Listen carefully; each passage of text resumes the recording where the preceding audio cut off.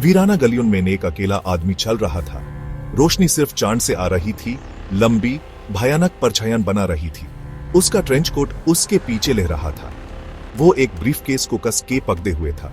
उसकी मंजिल एक ऐसी मुलाकात जो दुनिया बदल सकती थी या खत्म कर सकती थी। उसका नाम वक्त के साथ खो गया था। उसकी वफादारी और भी रहस्यमयी थी।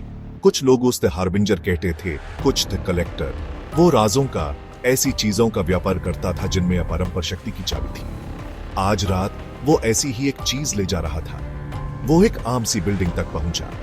एक बिना निशान वाली काली कार कर्ब पे खड़ी थी। पीछे की खिड़की नीचे हुई। एक औरत परछाइयों में छुपी हुई थी। उसने कुछ नहीं कहा। आदमी ने सिर हिला दिया। वो कार में बैठ गए। इंजन की आवाज आई और वो रात में गायब हो गए। डॉक्टर एवलिन कार्टर ने आखिरी रेड की कंझत के मकबरे में हवा 1000 साल की खामोशी से भरी थी। उसके अंदर उठ जाना दौड़ रही थी। उसने उस ढूंढ लिया था।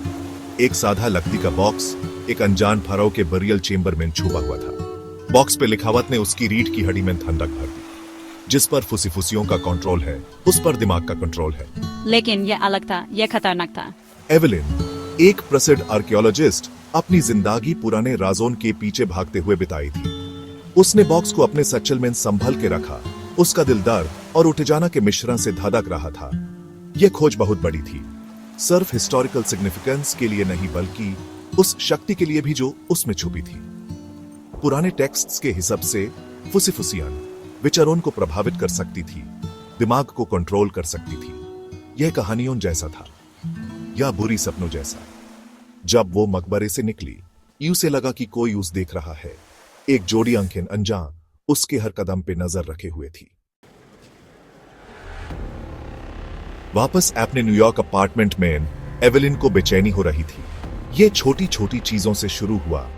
एक किताब शेल्फ से गिर गई, लाइट्स का झिलमिलाना, किसी के देखने का एहसास बढ़ता गया। उसकी अकल पे सवाल उठने लगे। फिर धमकियां आने लगी, दारवानी फोन कॉल्स। उसकी खिड़की पे एक पत्थर फेंका गया जिसमें एक नोट लगा था, ये फुसीफुसियां हमारी हैं। यह सिर्फ एक आर्कियोलॉजिकल फाइंड से बड़ा था। यह पावर के बारे में था, कंट्रोल के बारे में, और कोई या कुछ इसके लिए मारने को तैयार था। डार ने यूस जकड़ लिया। वो बहुत बड़ी मुश्किल में थी। यूस मदद की जरूरत थी, लेकिन वो किस पे भरोसा कर सकती थी? उसकी कहानी पे कौन यकीन करेगा?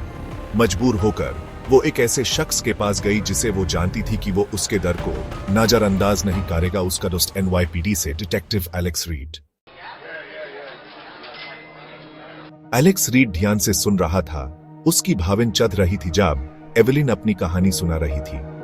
वो लॉजिक का आदमी था, एक डिटेक्टिव जो सबूतों पे भरोसा करता था, लेकिन वो एवलिन पे भी भरोसा करता था। उसने अपने करियर में काफी अजीब केसेस देखे थे, ये जाने के लिए कि कभी कभी सच कहानियों से भी अजीब होता है। ये फुसीफुशन, वो बोला अपनी कुर्सी पे पीछे झुकते हुए, ये कैसी दिखती हैं? ये कैसे काम करती हैं? किसी को नहीं पता।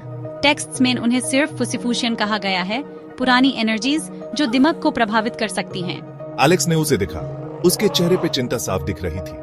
वो उसकी आंखों में डर देख सकता था। ठीक है, हम इसे सुलझाएंगे, लेकिन तुम्हें पास रहना होगा और तुम्हें मुझे सब कुछ बताना होगा। एवलिन ने सर हिला दिया। उसके डर के बीच उम्मीद की एक किरण जागी। वो अकेली नहीं थी। NYPD में उसका एक साथी था, लेकिन वो किसके खिलाफ थे?